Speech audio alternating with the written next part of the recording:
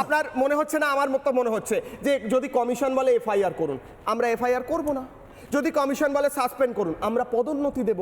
তাহলে কি, what is the point? মানে কি হচ্ছে? না দেখুন, এটার এখানে কতগুলো আইনি ফাঁক ফোকর রয়েছে আমাদের জায়গাটায়, যে সংবিধানের যেহেতু ফুল অটোনমি নেই এবং রাজ্য সরকারের কর্মীদের সাসপেনশন, চাকরিতে রাখা না রাখা গোটাটাই রাজ্য সরকারি সার্ভিস রুলের উপর ডিপেন্ড করে, সেই কারণে রাজ্য সরকার তার ক্ষমতার অপব্যবহার করছে। দ্বিতীয় কথা, আমি আপনার আলোচনার মধ্যে একটু অন্য ডাইমেনশন অ্যাড করতে চাইছি।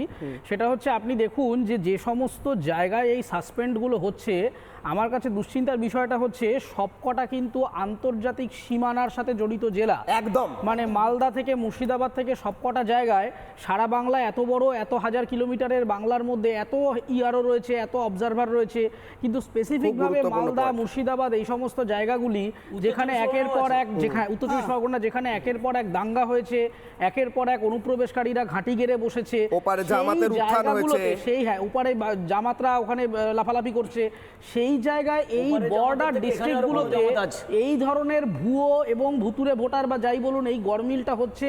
স্পেসিফিক্যালি শামসেরগঞ্জ, সুতি, মালদা সহ অন্যান্য যে জায়গাগুলোর কথা আপনারা বলছেন, আমার প্রশ্ন থেকে যাচ্ছে স্পেসিফিক এই জেলাগুলোতে কেন, যেখানে আন্তর্জাতিক একটা অনুপ্রবেশের সম্ভাবনা বেশি পরিমাণে রয়েছে, কেন এখানে গরমিলের সম্ভাবনাটা বেশি এবং এখানকার এই আরোদের ওপরে চাপটা কেন নির্বাচন কমিশন তৈরি করছে? তার মানে যে এসআইআরটা হচ্ছে সেখানে বারবার রাজ্য সরকার কোনো বাড়তি চাপ দিচ্ছেন না তো, যে এই ভুয়ো ভোটারকে রাখতে হবে, অনুপ্রবেশকারী যাদেরকে এই বিডিও ডিএমরা ফেক আধার কার্ড, ভোটার কার্ড এই সমস্ত করিয়ে দিয়েছে, তাদেরকে রেখে দিতে হবে। ফলে অনুপ্রবেশ আটকানোর জন্যে করা এসআইআরকে বানচাল করে দেওয়ার কোনো একটা সৌরভ। নানা ধরনের কন্টেন্ট দেখার জন্য লাইক করুন, শেয়ার করুন আমাদের ফেসবুক পেজ, সাবস্ক্রাইব করুন আমাদের ইউটিউব চ্যানেল।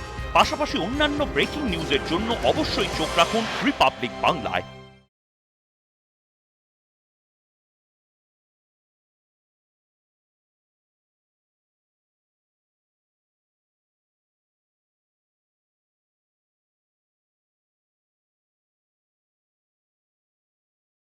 নানা ধরনের কন্টেন্ট দেখার জন্য লাইক করুন, শেয়ার করুন আমাদের ফেসবুক পেজ, সাবস্ক্রাইব করুন আমাদের ইউটিউব চ্যানেল।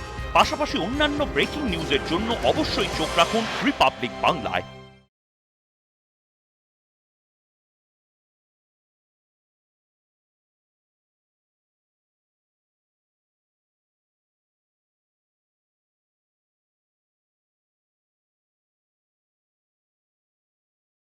নানা ধরনের কন্টেন্ট দেখার জন্য লাইক করুন, শেয়ার করুন আমাদের ফেসবুক পেজ, সাবস্ক্রাইব করুন আমাদের ইউটিউব চ্যানেল।